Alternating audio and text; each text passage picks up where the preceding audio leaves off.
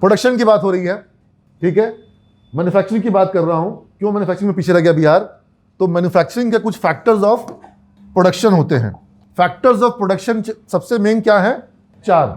ये बीबीए का टॉपिक है, वहां पे स्टूडेंट पढ़ते हैं factors of production, land, labour, capital, entrepreneurship, ठीक है। अभी लैंड की क्या स्थिति है, लेबर की क्या स्थिति है और कैपिटल की क्या स्थिति है?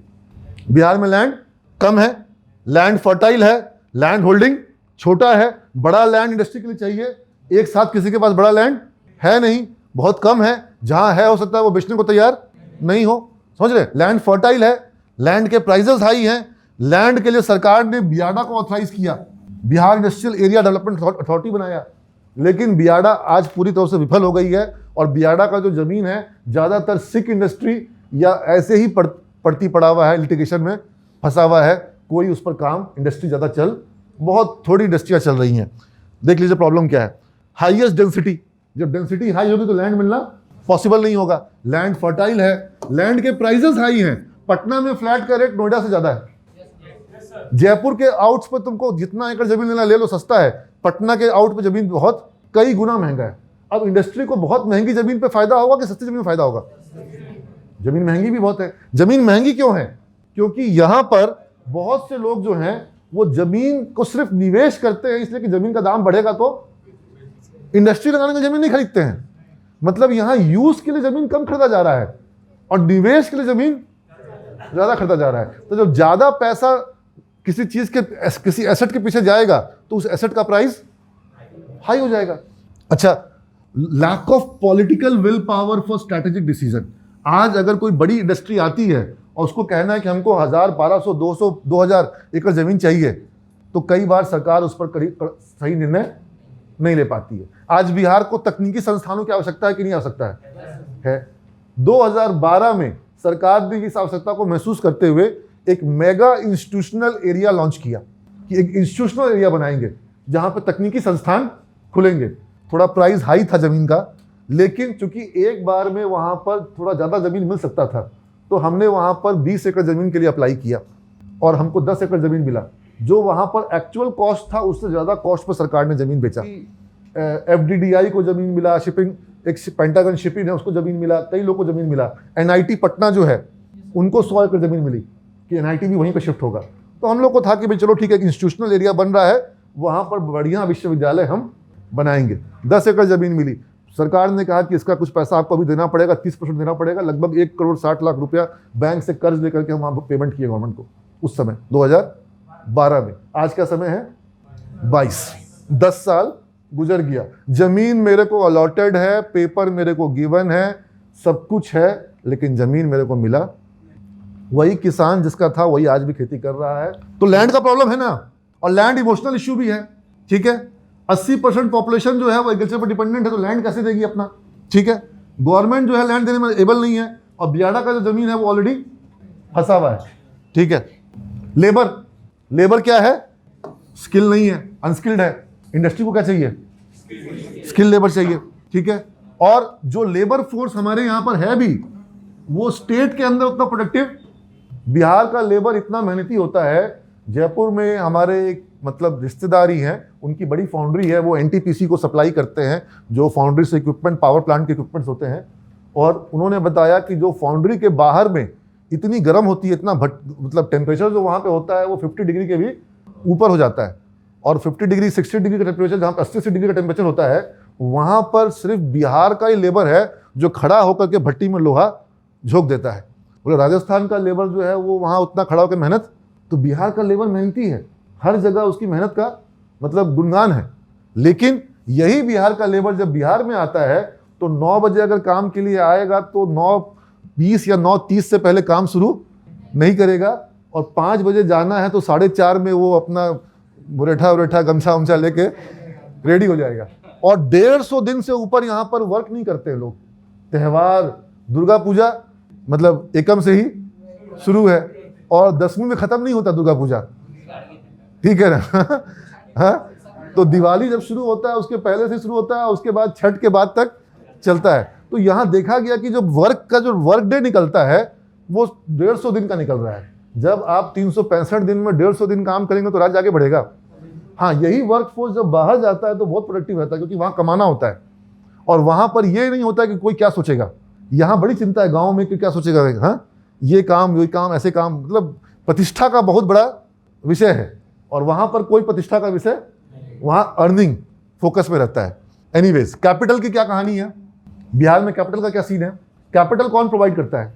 एंटरप्रेन्योर या फिर बैंक, फाइनेंशियल इंस्टीट्यूशन, ठीक है। तो बिहार का जो क्रेडिट डिपॉजिट रेशियो है वो पूरे देश में सबसे पुअर है। बिहार में लोग पैसा बैंक में जमा करते हैं, लेकिन वो पैसा बैंक से लोन में मिलता नहीं है, ठीक है। देखो, जो क्रेडिट डिपॉजिट रेशियो है बिहार का, वो अभी है 44%। पहले ये 20% से भी कम था। कुछ साल पहले ये कितना था? 20% से भी कम था। यानी हमारा 80% पैसा क्या हो रहा था? दूसरे राज्यों में लोन के रूप में दिया जा रहा था। पैसा हमारा, लोन कहीं और, इंडस्ट्री कहीं और। माने सिर्फ हमारा लोहा और कोयला नहीं जाता था बाहर, हमारा पैसा भी एक्सपोर्ट होता था। बैंक में जमा किए और वो दूसरे जगह लोन दिया जा रहा है। कहाँ? सबसे ज्यादा देखो, सबसे ऊपर कौन है? कितना परसेंट? 117%। ये चंडीगढ़ 111, आंध्रा 100, मतलब वहां जितना डिपॉजिट है उससे ज्यादा वहां पर लोन है। और बिहार की क्या स्थिति है? ठीक है ना, हमारा मैक्सिमम पैसा 33% हमारे पास, बाकी दूसरे राज्यों में। तो क्या ऐसे बिहार आगे बढ़ सकता है? ये देख लीजिए यहां पर, ठीक है। आप हमारा बिहार का डिपॉजिट जो है तमिलनाडु में क्या ला रहा है? ग्रोथ। पैसा हमारा ग्रोथ तमिलनाडु। तो कैपिटल का भी इश्यू, बैंकों की तरफ से सीडी रेशियो खराब था, ठीक है। बिहार के एंटरप्रेन्योर्स को जल्दी लोन नहीं मिल रहा है।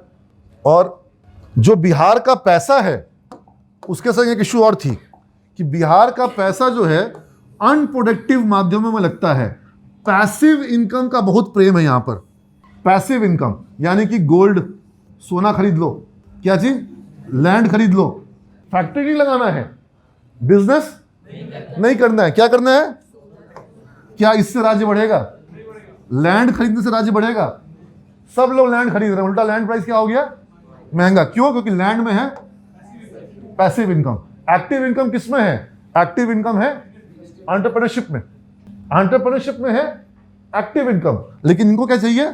Passive income. और चिट फंड वाले, सब जवाब दिखाने वाले, हाँ वो सहारा और जब जितने वाले, वो सब कहाँ जाते हैं? बाबू भाई बढ़िया स्कीम में आ जाओ। चिट फंड का मतलब हुआ कि एक कॉन्सेप्ट था कि कई सारे लोग मिल करके पैसे का एक पूल बनाएंगे और फिर उस पूल से पर्ची चिट सबकी ली जाएगी और जिसकी पर्ची निकलेगी उसको पैसा दिया जाएगा और फिर वो पैसा लौटाएगा। इस जैसे कमिटी किटी सुना है, किटी पार्टी होती है, वो भी एक तरह का छोटा चिट फंड हुआ। और जो कमिटियां जो लोग सुनते बनाते हैं लोग कि 20-15 लोग मिल गए और उन सब लोग हर महीने पैसा देते हैं और वो पैसा उनमें से कोई एक मेंबर ले लेता है, ठीक है। तो ये 20 मेंबर को जब बड़ा कर देते हैं, 1000 मेंबर, 2000 मेंबर, 5000 मेंबर, तो बड़ी चिटफंड बन जाती है। और फिर वो चिटफंड कंपनियां जो हैं वो अपने मेंबर्स को लोन देती है और बाद में जाकर के उसमें इतना भी परमिशन उनको मिल गया दूसरों को भी लोन दे सकती है। तो ये जो सहारा वगैरह टाइप की कंपनियां हैं, इनको चिटफंड कंपनियां कहा गया। इसका सक्सेसफुल मॉडल एक है श्रीराम ट्रांसपोर्ट फाइनेंस कंपनी। वो भी एक चिटफंड कंपनी थी, लेकिन वो एक बहुत बड़ी फाइनेंस कंपनी बनी और जो ट्रांसपोर्ट फाइनेंस होता है, ट्रक फाइनेंस, उसमें बहुत बड़ी कंपनी बन गई, लेकिन सक्सेसफुली काम कर रही है। ज़्यादातर चिटफंड कंपनियां जो है वो फर्जी निकली, फ्रॉड निकली।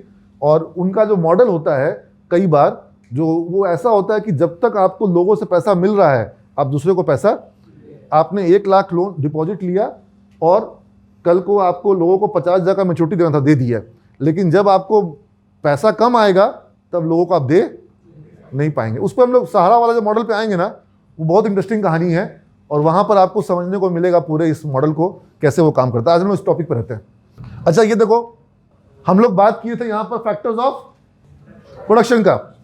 लैंड नहीं होगा आपके पास तो आप प्रोडक्शन कर सकते हैं, लैंड खरीद सकते हैं, ठीक है। लेबर आपके अपना नहीं है, आप दूसरे से हायर कर सकते हैं, कर सकते हैं, और लेबर की अवेलेबिलिटी फिर भी करना पॉसिबल है। कैपिटल आपके पास अपना नहीं है, कोई और से आप ले सकते हैं, बैंक से भी आप ले सकते हैं। लेकिन अगर एंटरप्रेन्योरशिप नहीं है, ये सारा फैक्टर आप खरीद सकते हैं, ये आप खरीद सकते हैं कि पाव भर एंटरप्रेन्योरशिप दे दो, 1 टन एंटरप्रेन्योरशिप तो कहना कि 2 किलो गाली दे दो थोड़ा शरीर बनाना, जैसे बोले ना प्रधानमंत्री बोले कि गाली खाने से शरीर मेरा मजबूत हो जाता है। ठीक है, अच्छी बात है, लेकिन एंटरप्रेन्योरशिप जो है आप खरीद सकते हो।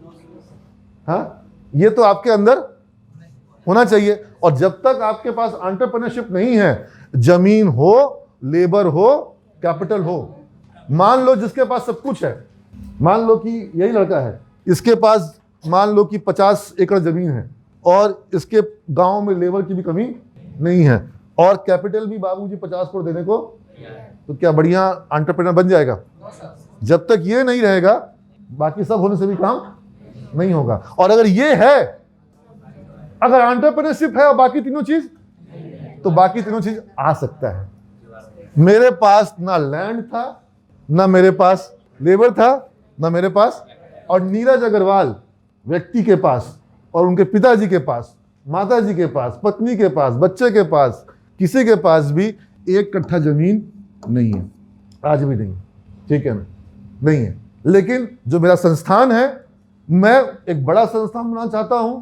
मैं ऐसा संस्थान बनाना चाहता हूं जहां पर बच्चों को अच्छी शिक्षा मिले, तकनीक मिले, और बिहार के ही नहीं, बिहार के बाहर के बच्चे भी पढ़ने के लिए आए। तो मैंने लैंड भी अपने संस्थान के लिए अरेंज किया, मैंने अच्छे से अच्छे शिक्षक भी अरेंज किए, जो कैपिटल चाहिए उसका अरेंजमेंट भी मैं करता रहता हूं, कैसे मैनेज करना है, कैसे फंड करना है, फंड कहां से लाना है। लेकिन क्या चाहिए आपको, ये मैं बाहर से ला सकता हूं क्या?